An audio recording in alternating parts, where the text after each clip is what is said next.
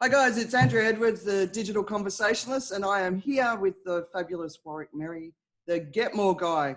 Hello, Warwick. Hey, Andrea, how you doing? Thanks so much for having a chat. Oh, mate, I love talking to you. It's always a giggle as well.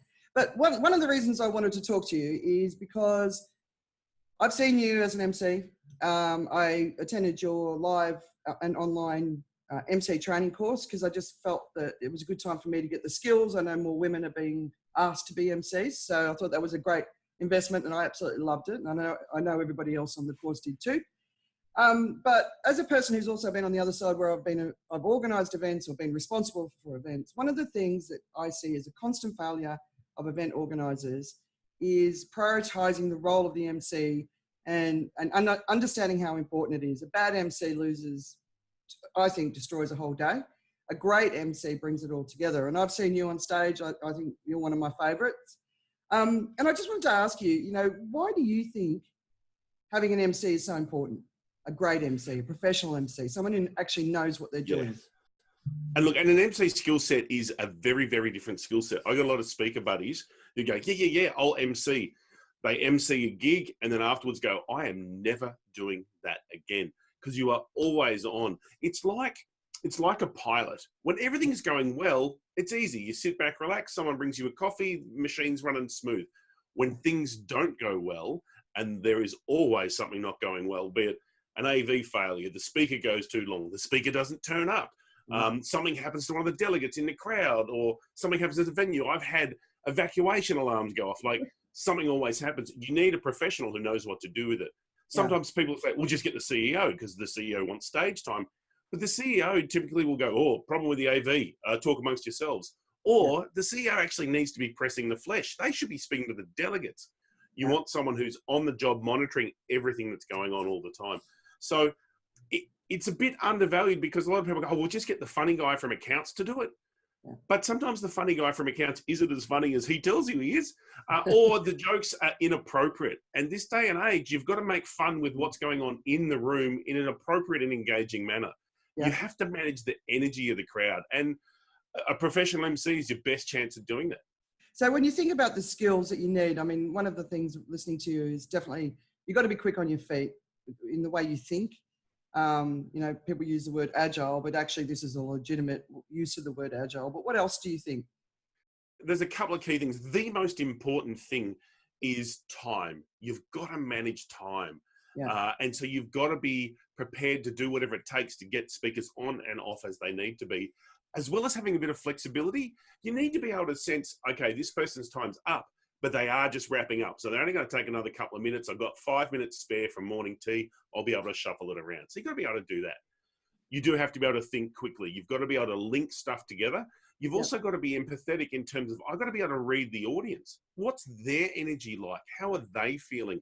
If you've had someone on stage that's just read to them and had those text-intensive slides, their brain will be fried. Half of them will be on social media. So you've got to honor the speaker and say nice things about them, and then get the audience back and get them excited to then hand them to the next speaker.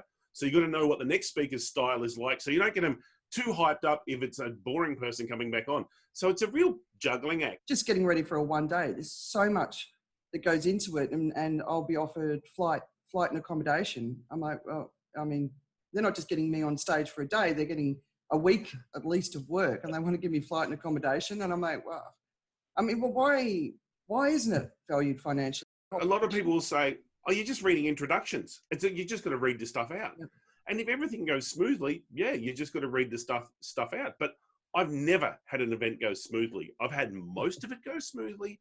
And there's a difference between, I can read the stuff, but do you want me to engage the audience? Because quite often what you've done is you've been given their bio or their LinkedIn profile going, oh, there's their introduction. No one cares. No one wants to hear that. Yeah. Most speakers forget, because speakers are very high ego and very focused on themselves. The delegates don't care. The delegates are thinking, but what about me? What am I going to learn here today? What are you talking about? Why should I care? So the introductions that I create for speakers typically have very little to do with the speaker themselves. It's all about what's in it for the audience.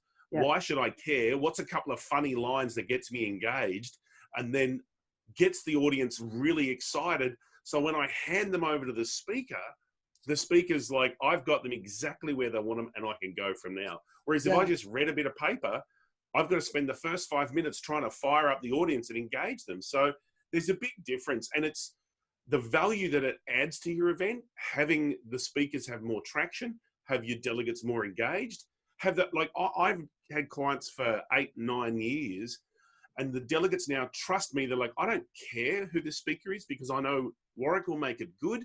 It'll be fun along the way, and I'll learn something. And so, I mean, I do stuff like I get everyone singing. I do some slam poetry. We get some learnings from the day and turn it into a poem on the spot. So you've got to be able to play with the audience, because the latest trend in events is they don't want it done to them. They want it done with them.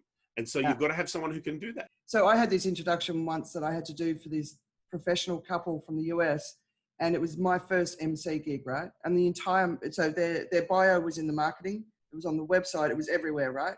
And when they arrived, I said, how can I introduce you? And they said, well, here you go, read this. I'm like, yeah, but everyone's already got this. They've already seen it. They've already read it. Can we give them something new? And this guy was he was quite shitty. He was like, no, you read this. And I had to stand there and read it because it was too long to memorize. And I'm like, how can this possibly be good for you or for anybody else? Because it was so boring. I mean, how do you manage the egos? And this is the thing, is in our world, there are some speakers who have some big egos. And sometimes you need to remind them that they've got to put their pants on one leg at a time like everybody else. Yeah. And they are not there for them. They are here for the delegates. Yeah. So and sometimes it is a frank reminder. Sometimes it's just like smile and wave and you introduce them, they go on. It doesn't work as well as they've hoped, and it's never their fault. And then they move on, and then you get someone who's less famous, more authentic, more focused on what the delegates need, more focused on creating great outcomes, and they get the rave review at the event. Yeah, and authenticity, right? It doesn't have to be perfect. It just has to be real. Everyone's in fact, it's better if it's not perfect. I don't know about you, but I get bored. If I've got someone who I know at the 37-minute mark, I move my hand like that, and I point to the heavens, and I'm like, come on. Like, seriously, it's if I want to see a play, I'll go to the theatre. What I want is engagement. What I want is speak to me. Engage me in this.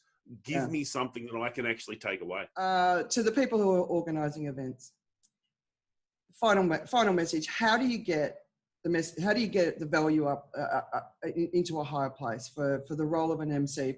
Typically what happens is, and a lot of the requests I get is like, oh, we've had this much money for the speaking. We've got all the speakers we want. We've got this much left for the MC. Can you do it for that much? Yeah. And sometimes it's an insulting amount.